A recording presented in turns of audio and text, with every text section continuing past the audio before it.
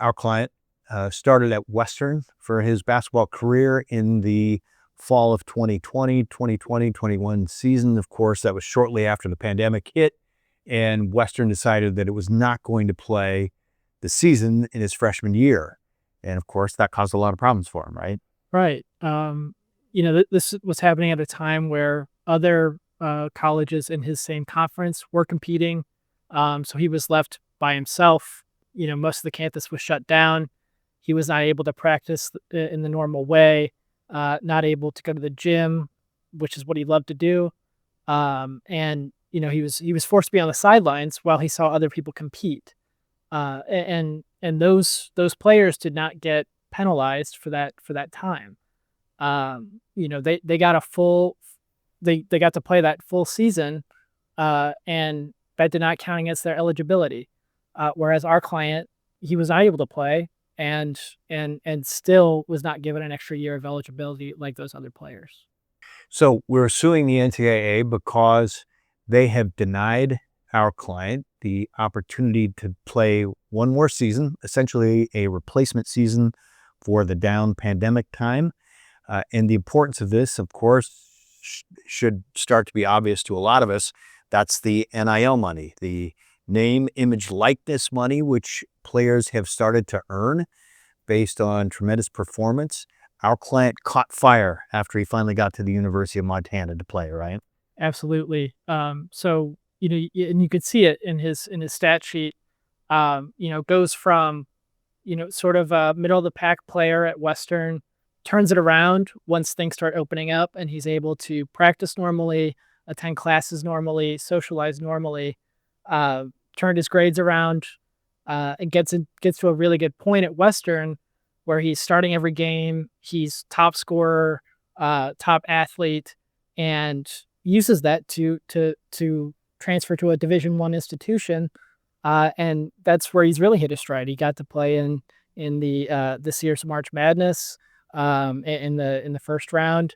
Got national scouts are looking at him now, and obviously there's a lot of money on the table now, where that wasn't true in 2020 at a Division II school, where season was wrecked by COVID. He was not, he was depressed. I think we've all seen that with the COVID restrictions. He was depressed. He was anxious. Was not able to excel. And all we're asking is that he have an opportunity to do so. So the University of Montana had tremendous success with our client as its point guard.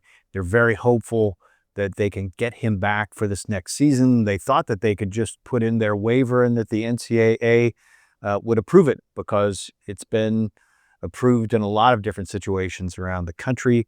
And of course, the NCAA, as much as anyone, should understand the importance of collegians being able to use their opportunity to finally get some payment for all the work that they put in there.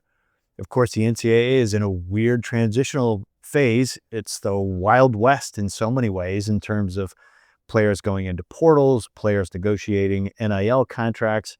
And given all of the volatility that's seen around the country, we thought it would be no problem getting a waiver for our client. And instead, they have denied him now twice, right? Absolutely. So we've talked about the pandemic, that being a mitigating circumstance here. And we also have, at the same exact time, this explosion of NIL deals, where, more than ever, student athletes are less and less student athletes. And there's major money on the table. And, what we're asking for is equal treatment, really. These athletes should be treated equally, regardless of whether they're coming from Division II, they're coming from junior colleges, they're coming from Division III. What we're asking for is equal treatment for all of those athletes. If you're not getting docked a year because you played in junior college, you should not be getting docked a year because you played in Division II. What we found, and what courts around the country have found, is that, including our Supreme Court, United States Supreme Court, is that Division I is the market for college athletics, for that elite college athletics. every other level is not there is not the kind of money that you see in Division One. And so what we're asking for is, the floodgates are open now. This is Not the fault of the students, by the way. This is no, NCAA, right? no, it's not. It's not the fault of the students. What we're asking for is equal treatment under this new model that seems to be benefiting the schools more than ever before, benefiting the NCAA more than ever before. If you look at the revenues that are coming in, if you're looking at the ad revenues, the television deals, they're making more money than ever. And what we want is fair treatment for the athletes. And fair treatment means the NCAA can't act as arbitrarily as they are, meaning that they'll grant it here, they'll deny it here, they'll fight it here. It's bizarre, at least from my perspective, how erratic the NCAA has been.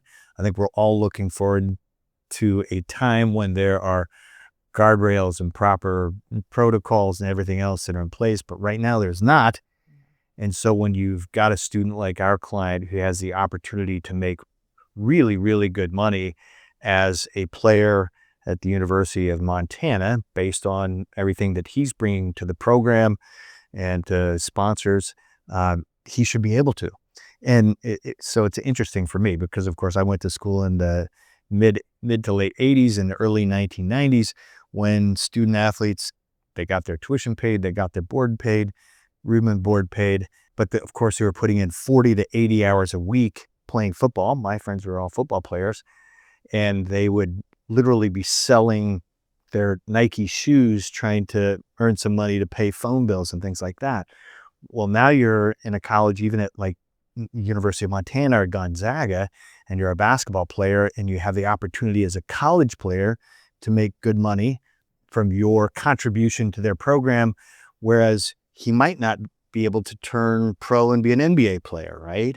Right. And so all the more reason why we've been fighting on his behalf against the NCAA, telling him, no, you're not going to be able to play this extra year in which you might make really good money.